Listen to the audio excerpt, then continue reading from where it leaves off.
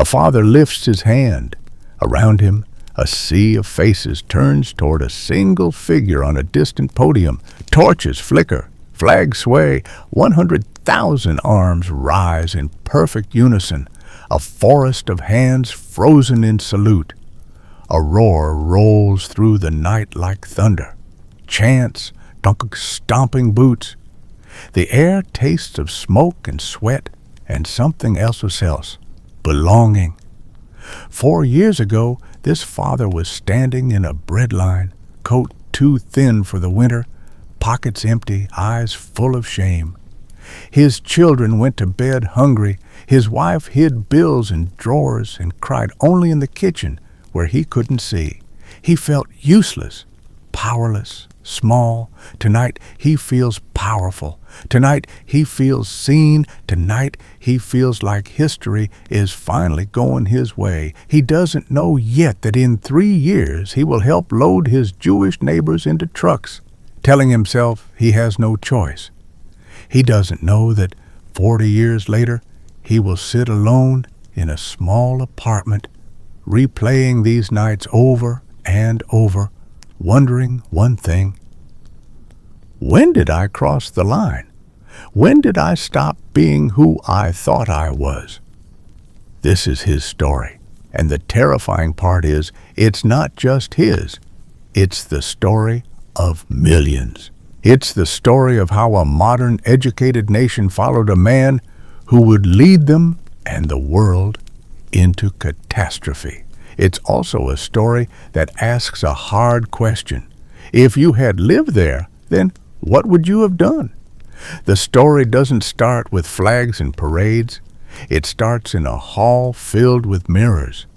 June 19, Versailles. German representatives sit at a long table, faces tight, pens hovering over a treaty they hate. The war has ended, but this feels less like peace and more like punishment. The terms are brutal. Huge war reparations, loss of territory, severe restrictions on the army, and a clause that blames Germany alone for the Great War. Outside, the world breathes a sigh of relief. No more trenches, no more gas, no more mass slaughter. Inside, one of the German delegates leans to another and whispers, "This is not a peace. It is an armistice for 20 years. He is off by only a few months. Back in Germany, people read summaries of the treaty and feel humiliated. They don't see their leaders signing because they have no choice. They see traitors accepting national shame. Into this wounded pride, a myth spreads that the army was stabbed in the back by politicians, leftists, and Jews. It isn't true, but it's simple. And simple lies, told often enough, stick. The new democratic government, the Weimar Republic, is born with this myth hanging over it like a curse. From the start, it is attacked from all sides. On the left, revolutionaries dream of a Soviet-style state. On the right, monarchists and nationalists dream of restoring the Kaiser. Between them, the young democracy staggers. And then comes a shock so absurd it sounds like a bad joke. A wheelbarrow full of money to buy a loaf of bread. Hyperinflation.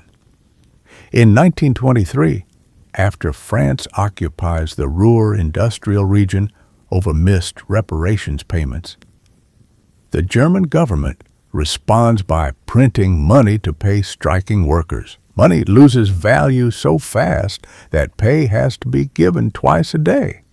Housewives rush from factories to stores before prices go up between morning and afternoon. People light stoves with banknotes because they are cheaper than firewood. Imagine watching your life savings, carefully set aside over decades, become worthless overnight. One day it buys a house. Months later, It won't buy a postage stamp. For many Germans, this is their first lesson in democracy. When the people rule, your money can vanish in smoke. In this chaos, a young Austrian-born veteran named Adolf Hitler tries his first grab at power in the beer hall putsch of 1923. It fails. He ends up in prison, writing and planning. The world moves on, thinking of him at most as a footnote, but his ideas don't go away.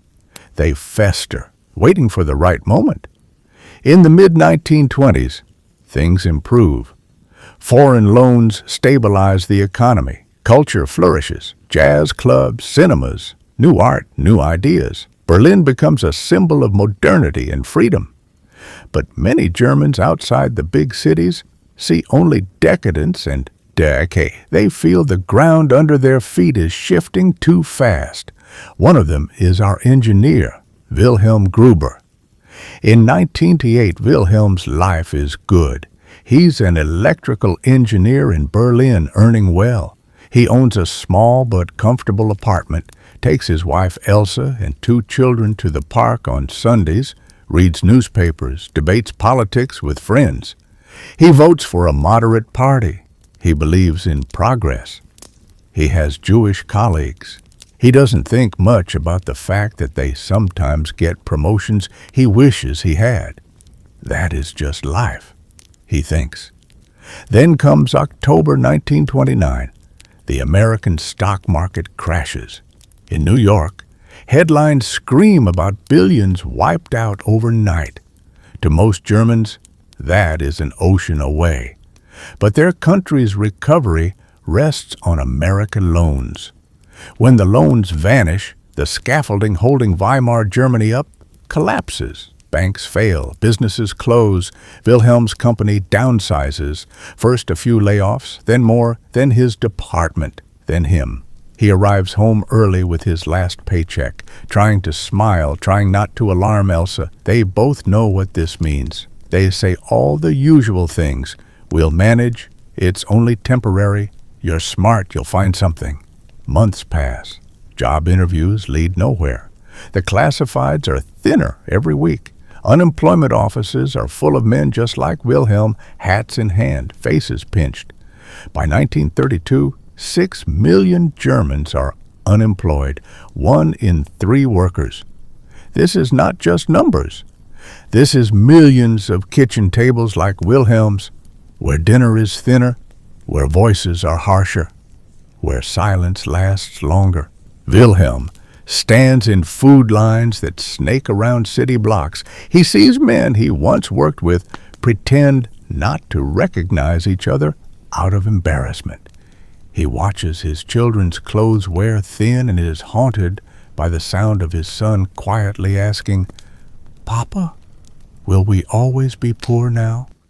He feels ashamed, angry, betrayed. He doesn't know exactly who betrayed him, but he's ready to listen to anyone who says they know. One evening in 1931, a man in a brown shirt hands him a pamphlet outside a soup kitchen. The man's eyes burn with conviction. The paper is cheaply printed, but the message is clear. Work, bread, honor. A leader who will restore Germany. Wilhelm laughs it off at first. Another radical, another promise. But he does not throw the pamphlet away. Across town, another family is feeling the storm differently.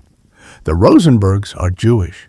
They own a small clothing store that has existed for 30 years. They weathered hyperinflation by bartering and sheer stubbornness. When Wilhelm lost his job, the Rosenbergs also lost customers.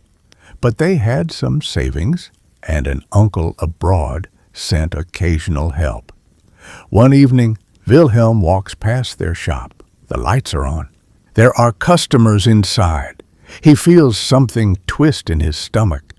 Logically, he knows one store's survival doesn't mean the Jews are doing fine. Emotionally, he feels something else. I follow the rules, and I'm ruined. They're different, and they survive. He doesn't say this out loud. He doesn't even fully think it. But the seed is planted. Meanwhile, in Munich, Adolf Hitler has reinvented himself. No longer a failed putschist, he is now a politician with a strategy. He will not seize power by force. He will win it through elections and then dismantle democracy from within. He speaks in beer halls first, then in halls so large that echoes drown out his opening words until the crowd falls silent. At first, he speaks slowly, even hesitantly. He tells stories. He shares his version of history. Germany betrayed in 1918, stabbed by November criminals and Jews. The crowd nods. Then he raises his voice. He talks of revenge, rebirth, destiny. He points to enemies. He promises that under his rule, no German child will go hungry, no German worker will be idle, no German will ever again bow to foreign demands. He offers something that has been missing for years, certainty. One evening, Wilhelm goes to hear him speak, more out of curiosity than conviction. He tells Elsa he just wants to see what all the fuss is about. He stands at the back of the hall, arms folded, skeptical. But as the speech builds, something happens that surprises him. When Hitler speaks of humiliation, Wilhelm remembers Versailles. When he speaks of betrayal, Wilhelm remembers hyperinflation and the Great Depression. When he points to scapegoats, Jews, communists, weak politicians, Wilhelm feels a guilty sense of relief. So, it's not my fault. It's theirs. By the end, Wilhelm is clapping and shouting with everyone else. He walks home charged with energy. For the first time in a long time, he feels less alone in his anger. He sleeps better that night. Not everyone is falling under the spell. In Hamburg, Anna Fischer, a young school teacher, is watching her students change. The older boys talk excitedly about a new group, the Hitler Youth. They like the uniforms, the camping, the songs. They like being told they are the future of Germany. Anna listens to a radio broadcast of Hitler one evening and feels a chill. The words are intoxicating, but she hears something else. Contempt. Contempt for democracy, for debate, for doubt. She hears beneath the promises a naked lust for power. At school, new guidelines arrive, and teachers are urged to emphasize national pride and the racial community. Textbooks quietly change illustrations. Jewish scientists are removed from lessons, replaced with pure German examples. One day, Anna is asked to lead her class in the Heil salute at the start of the day. She hesitates. 25 children look at her, waiting. She raises her hand, but not as high as the others. It's a tiny act of resistance, invisible to most, but she feels its weight. As the Nazi Party grows, violence becomes part of daily life.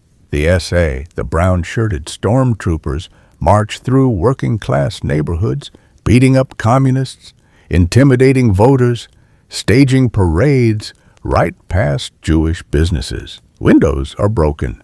People are dragged from meetings and beaten in alleys. Police look the other way or are too afraid to intervene. In one such clash, in 1930, a communist organizer named Karl Weiss is cornered by SA men after a meeting. He is a furniture maker, a father of 3, who believes the working class must fight fascism. They break his ribs, his jaw, and leave him bleeding in the street. He survives. He spends months in the hospital, then flees to the Soviet Union, where he will later be caught up in Stalin's purges and die in a gulag. His story is a reminder.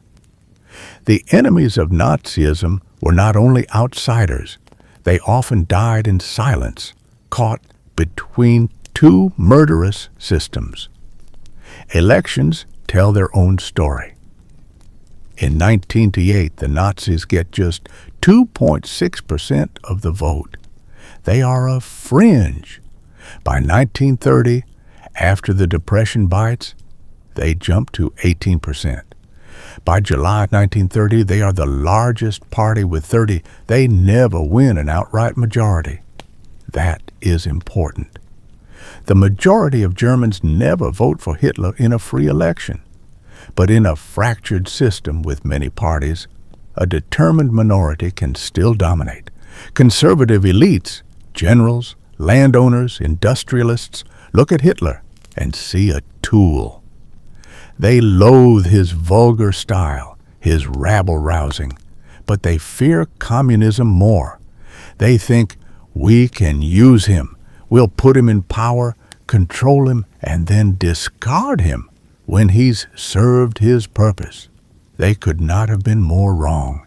Hitler becomes chancellor on January 30th, 1933, not through a coup, but through a deal, signed in smoke-filled rooms by men who believed they were smarter than him.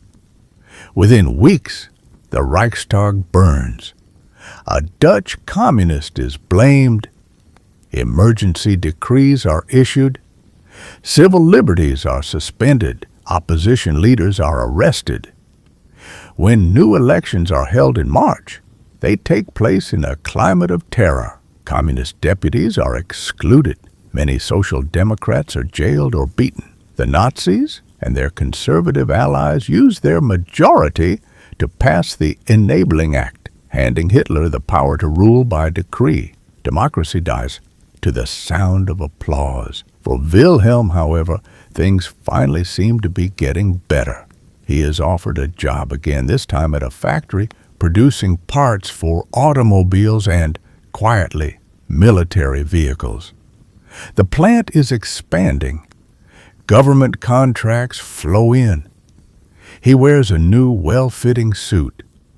His children have shoes without holes. He tells Elsa, "Whatever you think about politics, you can't deny things are better now."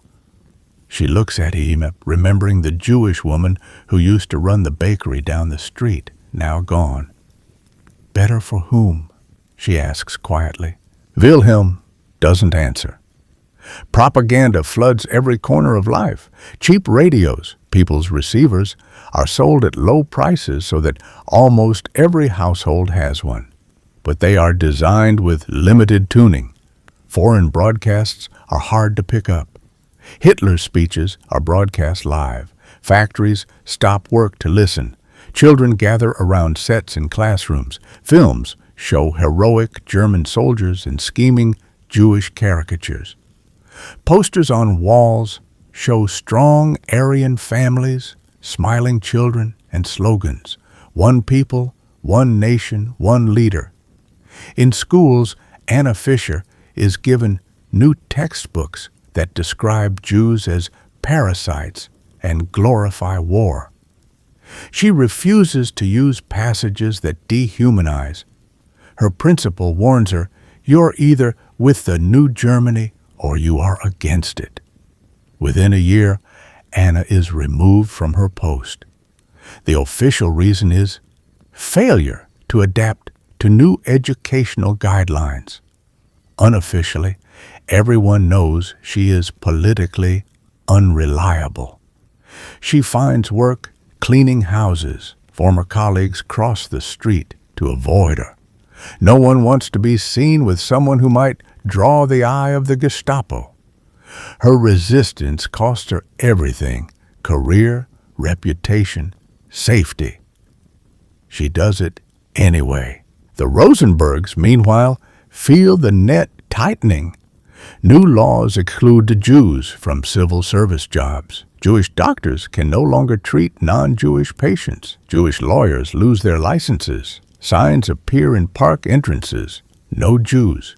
In 1930, the Nuremberg laws stripped Jews of citizenship. They are now subjects, not citizens. Marriages between Jews and non-Jews are banned. Mixed couples, like a Jewish man married to a Christian woman, are harassed and pressured to divorce. Herr Rosenberg comes home one evening, pale.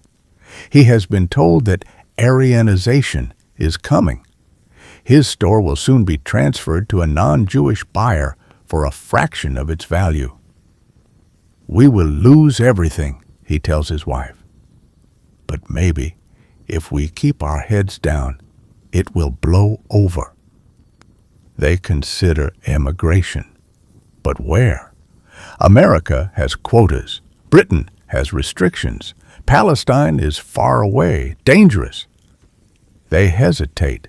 The hesitations will cost them their lives.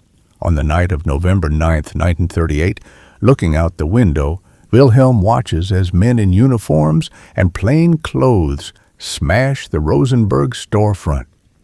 The display glass explodes outward. Books and dresses are thrown into the street and set on fire. The synagogue 2 streets away is in flames. Firefighters stand by to keep the fire from spreading to German buildings, letting the house of worship burn. Wilhelm's son, now a teenager, stares, eyes wide. "Papa, why are they doing this?" Wilhelm says, "Go away from the window," and pulls him back. Inside, he is shaken, but he says nothing. He does nothing. The next morning, the streets glitter with glass, the night of broken glass. Jews are forced to pay for the damage done to their own property. 30,000 Jewish men are taken to camps for protective custody. The message is clear. The line has been crossed. Violence is not a possibility, it is policy. From this moment, any illusion that it won't go too far should have vanished. For many, it doesn't. They rationalize. They look away. They focus on their own lives. Not all Germans accept this. In a small Bavarian town, a Catholic priest named Father Joseph stands at his pulpit and describes the violence as a sin that cries out to heaven. Within weeks, he is arrested. He will die in Dachau. In Munich, a group of university students form the White Rose. Hans and Sophie Scholl, along with a handful of friends, write leaflets denouncing the regime. They describe the crimes in Poland and Russia, the murder of Jews, the moral decay of a nation that has surrendered its conscience. They leave the leaflets in phone booths, mail them anonymously, drop them in stairwells. They know the risk. They do it anyway. In February 1943, Sophie is seen dropping leaflets from a balcony in the university atrium. She and Hans are arrested. In a rushed trial, they are condemned to death. Before the blade falls, Hans cries, "Long live freedom!" Their resistance does not stop the regime, but their voices carry across time, a reminder that even in darkness, some chose to stand. The war begins in 1913 with the invasion of Poland, justified by lies about Polish aggression. Wilhelm, now in a gray-green Wehrmacht uniform, marches east. He misses his family. He fears battle, but he also feels pride. "We are correcting the injustices of Versailles," he tells himself. Behind the front lines, units called Einsatzgruppen follow. Their orders: shoot Jews, Roma, communists, and other undesirables. Entire villages are marched to pits and killed. Some of the shooters are hardened ideologues. Many are ordinary policemen and reservists. Some are nauseated by what they do. They drink heavily. They tell themselves they have no choice. A few refuse and are reassigned, not shot, as later myths will claim, but shamed as cowards. In one such unit, A man named Otto H. writes home, describing special actions in vague language. His wife reads between the lines. She burns the letter. She doesn't want to know. Later, she will say she knew nothing. As brutality spreads outside Germany's borders, life inside Germany becomes a strange mix of normalcy and fear. For Aryan Germans, shops are open, movies play, people go dancing, children attend school, bombs don't fall yet. But Jewish neighbors vanish. Their apartments are suddenly available. A family moves into the Rosenbergs' old flat, paying rent to the state. In 1942, trains roll through German cities, heading east, filled with people packed into cattle cars. They are not hidden. People hear the cries at night. What do you think is happening to them? Elsa asks Wilhelm. There's a war on, Wilhelm says. They're being resettled. We don't know the whole story. It's probably not as bad as rumors say. He wants to believe this. The alternative is unbearable. By now, the machinery of the Holocaust is in full operation. Camps like Auschwitz, Treblinka, Sobibor exist solely to kill. People arrive and are dead within hours.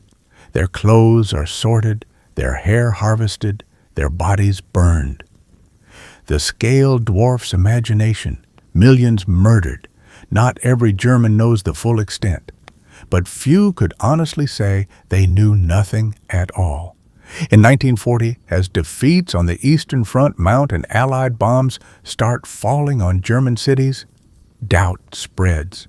A mother in Hamburg loses her son at Stalingrad.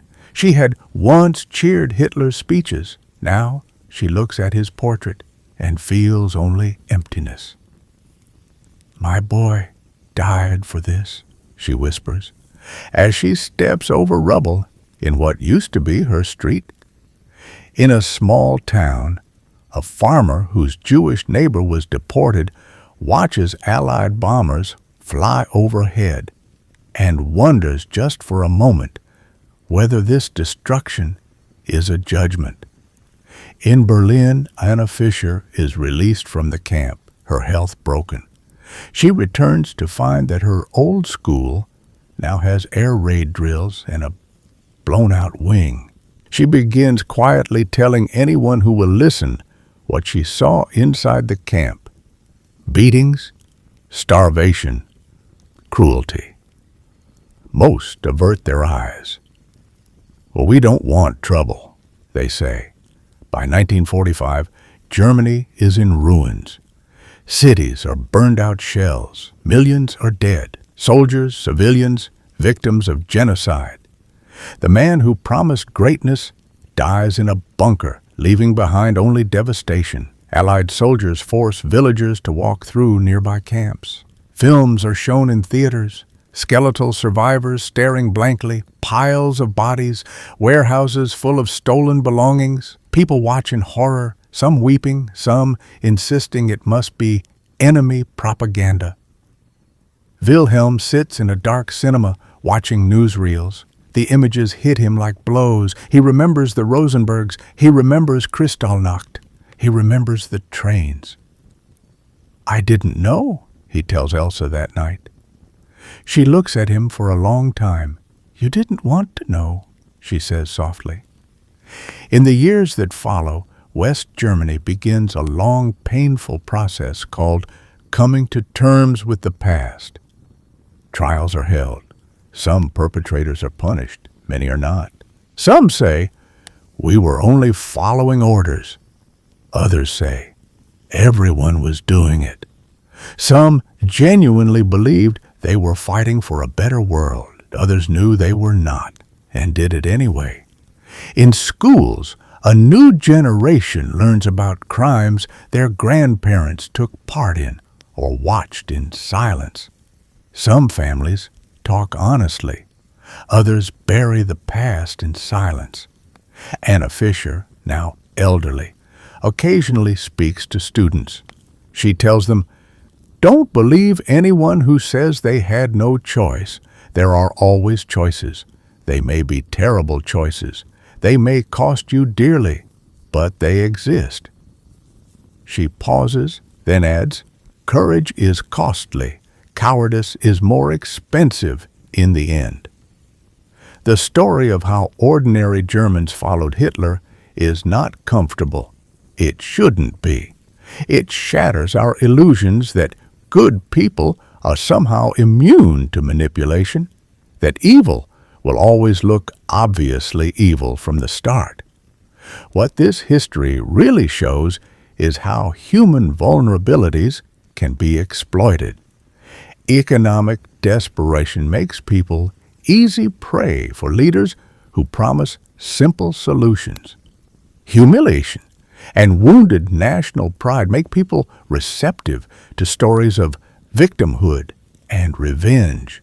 The longing for belonging and identity makes people susceptible to movements that promise unity, if they only hate the right enemies. Fear of chaos makes people willing to trade freedom for order, even brutal order.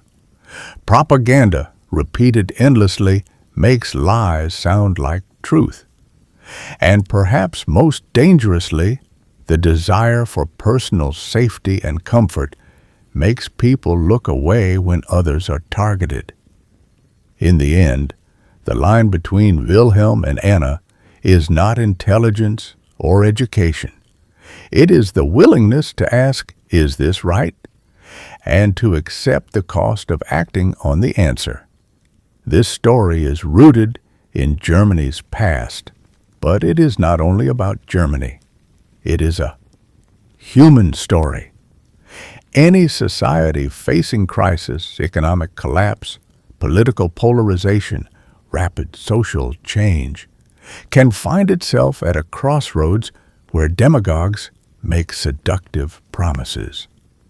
When a leader tells you, only I can save you, when he demands unconditional loyalty, when he attacks the press, the courts, and elections as enemies, when he demonizes minorities and encourages violence, history whispers a warning.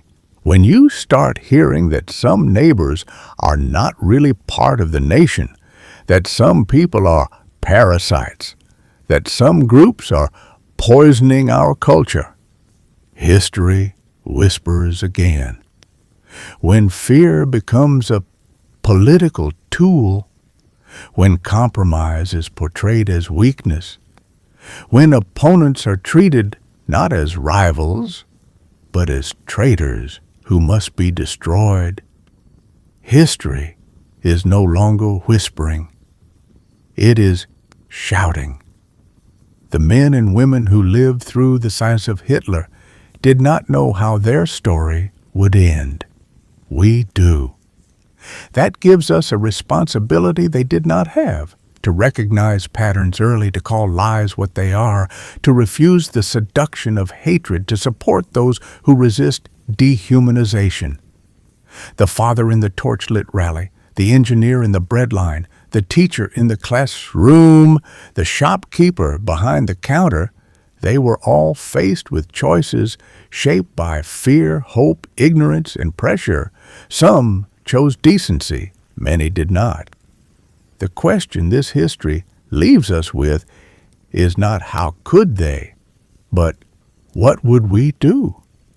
Every generation gets its test.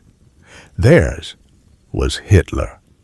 Ours will look different, but it will come just as quietly at first, wrapped in promises of safety, greatness, and restored pride. The road to darkness is rarely marked with clear signs. It feels at first like a shortcut out of chaos, a path toward order and meaning. It is paved with small compromises, each one easy to justify in the moment. The only way to avoid walking it is to recognize those first steps for what they are, and to refuse to take them. Because once you're in the torch-lit square, arm raised with everyone else, the hardest truth of all is this. By then, you're not just watching history, you're making it.